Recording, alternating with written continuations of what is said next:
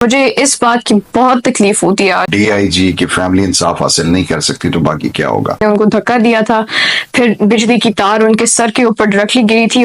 It was a planned scientific modern murder.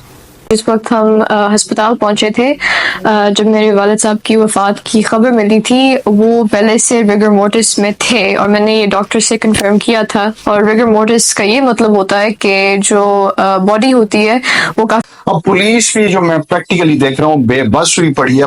जब तक safe खाली नहीं की गई थी, जब तक सारे पैसे और प्रॉपर्टी डॉक्यूमेंट्स नहीं निकाले गए थे, वो मुंह के बल गिरे रहे थे। और जो मोहतरमा उस वक्त ऑन सीन थी, उन्होंने, अगर मुल्जमान ने ये जुर्म नहीं किया था तो उसके फौरी बाद वो यहाँ से भागकर बैरून मुल्क क्यों चले गए। बहुत बुरे हादसे हुए थे उनके साथ जो उनकी आदत नहीं थी हमें बताने की। जी ऑपरेशंस इतने बिग माफिया को डील नहीं कर सके तो आप उनको कैसे डील करेंगे। मैं अबुल चौधरी आज एक ऐसी स्टोरी आपके सामने लेकर आए हैं जो कि 1 साल पहले डीआईजी शारिक अली साहब की पुरस्रार मौत को जो है वो इतना खुदकुशी का हमारी स्टेट ने अनाउंस किया था। लेकिन कुछ उस वक्त भी लोगों ने कहा था कि ये इतने बड़े जीरक ऑफिसर जो है वो सुसाइड नहीं कर सकते, इसमें खदशा है कि उनको मर्डर किया गया है। इसी हवाले से मेरे साथ लाहौर के बड़े मशहूर और मारूफ सीनियर एडवोकेट इंतजार हुसैन साहब मेरे साथ मौजूद हैं और मेरे लेफ्ट साइड पर हानिया शारिक साहिबा मौजूद हैं जो कि शारिक साहब की इकलौती बेटी हैं। उनसे बात करेंगे। सबसे पहले हम एडवोकेट साहब से बात करेंगे कि ये लीगल कॉम्प्लिकेशंस क्या है, इन्होंने जो एफआईआर लॉन्च की है इतने अरसे बाद, इसमें क्या प्रॉब्लम्स आई और इसके ऊपर फिर क्या सॉल्यूशंस निकल सकते हैं। अस्सलाम वालेकुम सर। वालेकुम sir I am thankful to you for your precious time. जी कोई नहीं भाई, आप थैंक यू। सलमानिश सर ये बताइएगा कि ये इतने अरसे बाद क्यों एफआईआर लॉन्च हुई। एक पाकिस्तान के इतने नोटेबल अगर ऑफिसर की फैमिली के साथ अगर ऐसा हो सकता है, उनको इंसाफ डिले हो सकता है, तो फिर बाकी लोगों का क्या बनेगा। देखिए मैं तो इसमें केस में रिसेंटली एंगेज हुआ हूँ तो it's very astonishing for me कि हम किस मुल्क में और किस तरह से रह रहे हैं कि एक डीआईजी की फैमिली इंसाफ हासिल नहीं कर सकती तो बाकी क्या होगा। तो इस मैटर में हुआ ये है कि एफआईआर जब होती है तो जो एलिगेशन है मुल्जमान के ऊपर वो ये है कि ये जो ट्रांजैक्शन है ये करोड़ों रुपए की है। उसके हमारे पास व्हाट्सएप चैट्स भी मौजूद हैं, उसके अलावा वॉइस नोट्स भी मौजूद हैं, प्रॉपर्टी के पेपर्स भी मौजूद हैं, कुछ और एविडेंस भी मौजूद है जो मुनासिब नहीं है कि हर फोरम पे उसको बताया जाए। और इस वाक्य से पहले भी 1-2 अटैक हुए थे शारिक साहब पे इस तरह के, जो उन्होंने अपने एक दोस्त से शेयर किए थे, वो भी हमारे पास सारी एविडेंसेस मौजूद हैं।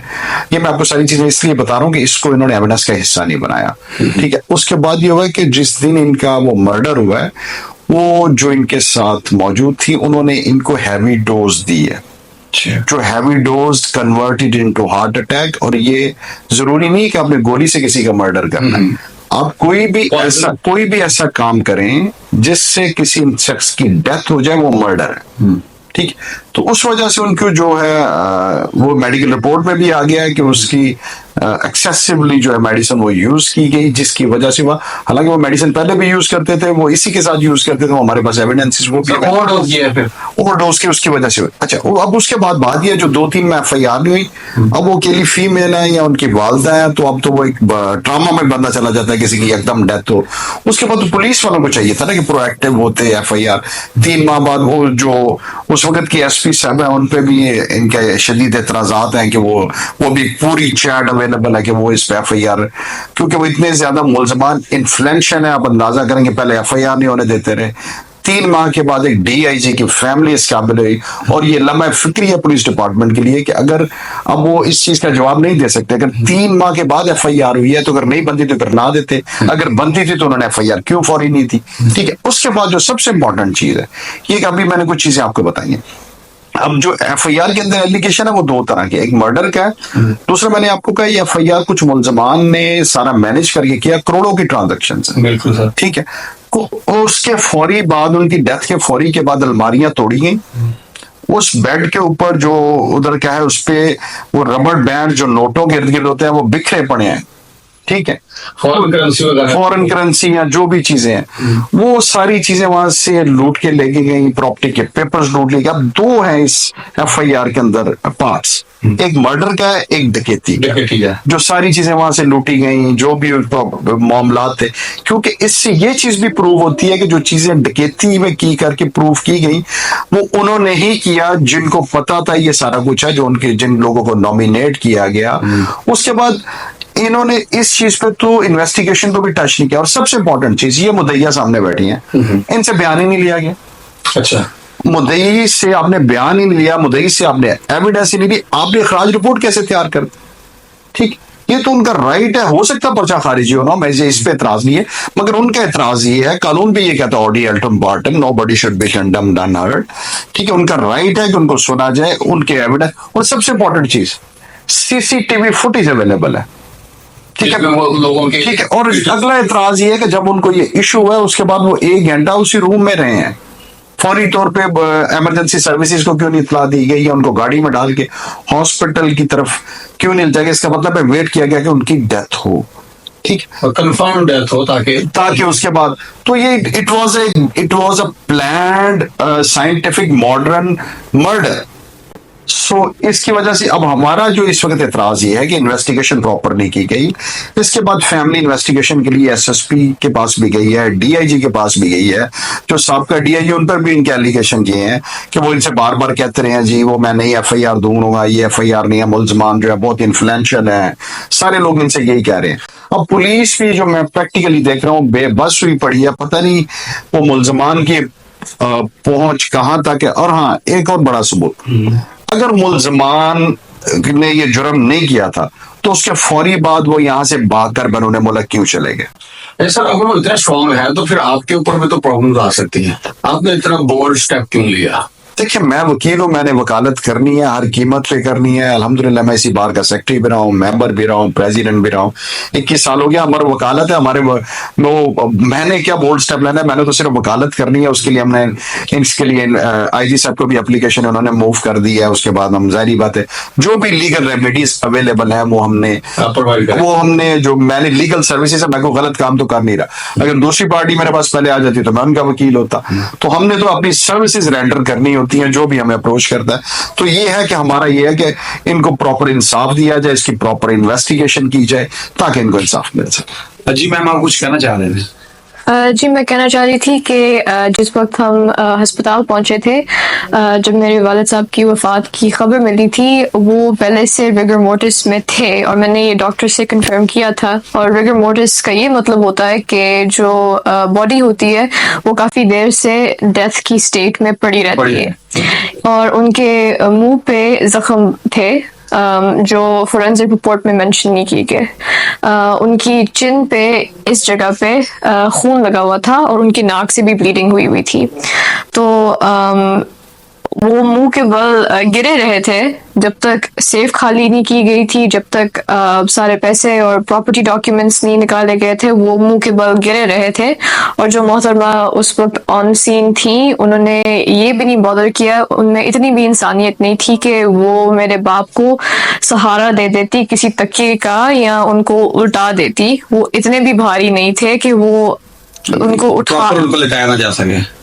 उनको मुंह के बल गिरा रहा था, गिरे पड़ रहे थे। यानी मुझे इस बात की बहुत तकलीफ होती है आज तक कि मेरे बाप को किसी ने सहारा तक नहीं दिया जब वो फौत हुए। कहना है कि वो उनके बड़े करीबी फ्रेंड थी उनके।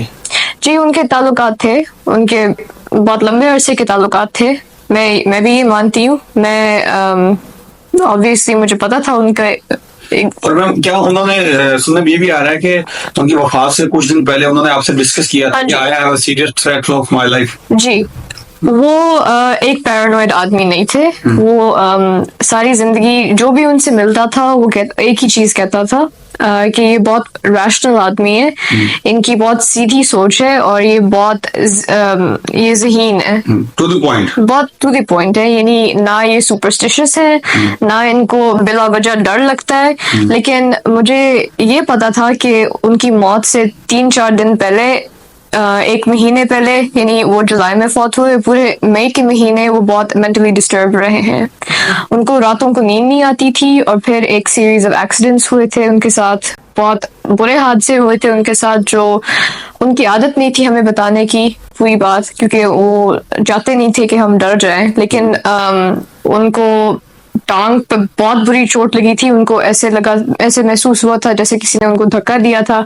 फिर बिजली की तार उनके सर के ऊपर डायरेक्टली गिरी थी और उसका सबूत हमारे पास इस फॉर्म में है कि हम उनको अस्पताल लेके गए थे और चेकअप हुआ था और उनकी मसल ट्रेमरिंग वगैरह हुई थी। मैम देखिए ना, वो एक डीआईजी ऑपरेशंस अगर इतने बिग माफिया को डील नहीं कर सके तो आप उनको कैसे डील करेंगे? ये तो बड़ा आपके लिए प्रॉब्लमेटिक हो जाएगा।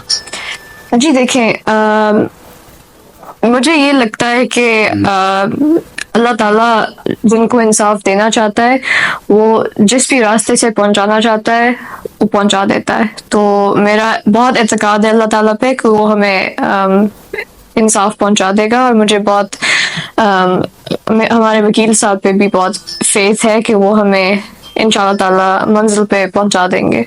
Last question, what will be your next step for this case? जी, हमारी जो नेक्स्ट स्टेप है आप हमारे वकील साहब से पूछ लें, उन्होंने बहुत अच्छा सा सोचा हुआ है और हमारी पूरी ट्रस्ट है, पूरा एतबार है इन पे। इन्होंने आज तक हमें बहुत अच्छी तरह गाइड किया है और मुझे कोई डाउट नहीं है कि इंशाल्लाह ताला ये हमें फतह दिखाएंगे। अच्छा सर, आप तो माशाल्लाह लॉयर हैं, और आम लॉयर नहीं, बड़े नामल लॉयर हैं लाहौर में, और आपके हजारों की तादाद में शागिर्द हैं जो हाई कोर्ट में और एटीसी कोर्ट में केसेस वगैरह लड़ते हैं। आपके पीछे कई किस्म की पूरी फौज खड़ी है आपको सिक्योर करने के लिए। तो इस फैमिली की सिक्योरिटी की क्या श्योरिटी होगी और नेक्स्ट स्टेप क्या होगा आपका? देखिए, मैंने अपना काम करना, मेरी जिम्मेदारी सिक्योरिटी नहीं है। मेरी जिम्मेदारी है, मैंने वकालत करनी है। I am a lawyer, so I have to render my services. और जो मैं एंगेज किया गया हूँ, तो बाकी है कि जो हम वो लीगल उसको हम केसेस को कंटेस्ट कर रहे हैं, जितने भी मैटर्स पेंडिंग हैं, और इस मैटर को इन्वेस्टिगेशन की इन्होंने एप्लीकेशन दिया, अब उसकी रोशनी में हम आगे देखेंगे हमने क्या करना है। जो भी लीगल रेमेडीज अवेलेबल है, legal, not any illegal anything, वो हमने, जाहिर बात है, वो लेनी है, हमने उसके लिए कोशिश करनी है। रब पे भी इनका भी एतकाद है, हमारा भी एतकाद है, उसके बाद हमें सिस्टम पे भी एतमाद है। तो पंजाब पुलिस के सरबराह हैं और जितने हुक्मरान हैं वो इस मैटर को सीरियसली लेंगे, और इनका ये मतलब कतई नहीं है कि उनको सजा दी जाए। हमें ये है कि इन्वेस्टिगेशन प्रॉपर तरीके से की जाए। इन्वेस्टिगेशन में अगर वो मुलजिम साबित होते हैं तो उनको चालान करके केस को आगे ट्रायल चलाया जाए। हमारा सिर्फ इतना, क्योंकि इन्वेस्टिगेशन की नहीं गई, बयान नहीं लिया गया, एविडेंस, हम एविडेंस देते हैं, एविडेंस की लीड्स देते हैं, उनकी रोशनी में एविडेंस करें, अब चुप करके अब खराज रिपोर्ट बनाकर आगे भेज देते हैं। ये तो मैंने आज तक 21 साल प्रैक्टिस में नहीं देखा कि कहीं पे कुछ हुआ हो। जी, थैंक यू सर। नाज़रीन, अब हमारी जो नजरें हैं वो हमारे कानून नाफिज करने वाले इदारों के ऊपर, पुलिस के ऊपर, जस्टिस के ऊपर होगा। कि पहले तो 1 साल चले ठीक है, पॉलिटिकल इंस्टेबिलिटी थी तो पुलिस के पास इतना टाइम नहीं था कि प्रॉपरली कोई अच्छा काम कर सके, लेकिन अब इस फैमिली को सिक्योर करना पंजाब पुलिस की और सिक्योरिटी इदारों की रिस्पॉन्सिबिलिटी है, और ये पंजाब पुलिस की बेटी भी है। और एक और भी मैंने अभी कुछ देर पहले कोटेशन पढ़ा था, if there is justice delayed there is no justice. Hope for the best. मुझे इजाजत दीजिए, बहुत शुक्रिया, अल्लाह हाफिज।